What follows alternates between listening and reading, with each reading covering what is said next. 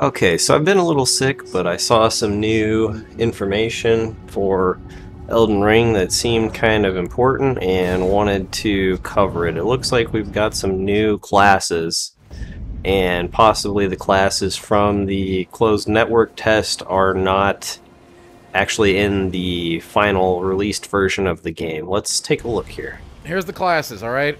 Vagabond, Warrior, Hero, Bandit, Astrologer, Prophet, Samurai, Prisoner, Intelligencer.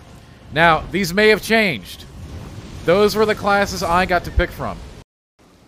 And this information is coming to us from Game Informer, which just had a couple big articles drop, and they did a 10-hour stream with gameplay footage of the current build.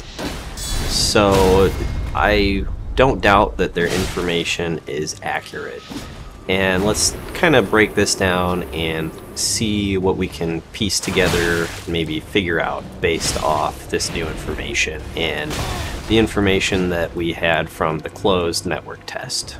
So here we have the 5 classes that were in the closed network test: the Warrior, the Enchanted Knight, the Prophet, the Champion, and the Bloody Wolf. Let's compare that to the 10 classes that were available to Game Informer in their current stream. We have the Vagabond, the Warrior, the Hero, Bandit, Astrologer, Prophet, Samurai, Prisoner, and Intelligencer. And one of the starting classes is also like the Deprived. I believe it's called the Wretched. So we have the Warrior, which was also in the closed network test. I wouldn't be surprised if that's the same. I could see the Hero potentially being the same as the Champion, and perhaps the Samurai is the Bloody Wolf. It's hard to say. We also have the Prophet is most likely the same. As for the Enchanted Knight, I don't know if that would be the Astrologer or potentially the Intelligencer. Those sound more like pure caster classes, though, so it's hard to really say. And the Bandit, Vagabond, and potentially the Samurai, as well as the Prisoner, it doesn't look like we have any idea about what they will look like yet in the game. They don't really seem to match up with any of the classes that were available in the closed network test. A few other noteworthy things from these articles, as well as the 10-hour stream: there are starting gifts in the game where you get to select an item.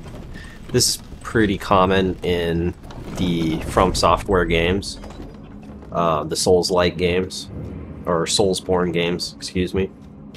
The tutorial area is different from the closed network test. It's a classic Souls-like tutorial. You'll wake up and basically get killed by a boss, and then spawn into the starting cave in Limgrave. The game was also noticeably more difficult than the closed network test, and the loot drops have been changed, which I think is a good thing. It would give people that played in the closed network test a pretty unfair advantage over everyone else if loot drops and loot tables areas were the same. So I'm happy to see that. Doesn't look like there are any noticeable UI changes. The game is very different without the boundaries that were present in the closed network test. It's hard to predict the expected difficulty. Limgrave is 3 times the size of the closed network test, and the rest of it does have a lot more diversity compared to what was available in the closed network portion. Stormvale Castle is a huge non-linear area with vertical exploration, with jumping, It's densely packed with dangerous foes compared to the open field. It is skippable, which we do know a lot of the content in the game is not mandatory. So you can skip a lot of the content, but if you're just trying to do the story, or you just want to get through the first playthrough as quickly as possible. Map fragment locations are marked on your map, even on a blank map. There are greatly differing aesthetics, atmospheres, physical layouts, and enemy designs for each different zone. There are plenty of dungeons that are much more diverse than what was in the closed network test. There are a lot of mini dungeons to be found throughout the game. There is a giant underground area accessible through a tiny building with an elevator in southern Limgrave, with a giant realm called the Eternal City.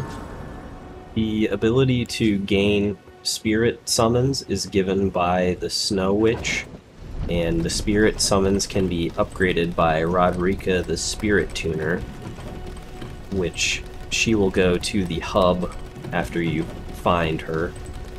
So this is some new information. I had wondered about the spirit summons, if they would be upgradable or not, for characters to potentially specialize in different summons. So that's interesting news. The Moonlit Greatsword is back. In the tutorial area, there is an optional boss fight that is somewhat easy to miss if you aren't looking for it and don't know it's there. The boss is Leonine the Half-Breed. Killing him will grant you a Grafted Blade Greatsword, which comes with the Ash ability Oath of Vengeance, raising stats and poise. You should see the boss here in a few moments. He's the one that is behind the smoke wall here shortly. And there's a lot more minor details in the stream if you're interested in checking it out. All in all, I'm looking forward to this game. It looks like it's going to be fantastic, and Miyazaki has said he thinks that it's the best game they've made yet thus far. So I can't wait to get my hands on it in a couple of weeks and start killing some monsters and exploring the world of Elden Ring. I think it's gonna be a lot of fun, and I'm sure we'll get a lot of hours out of this game. I remember how much time I put into some of the previous titles, so hope you guys are as excited as I am and you're ready to get your hands on this. So thanks for listening, guys. Thanks for watching, and remember to give them the D. And if you're still here, why not consider hitting that subscribe button?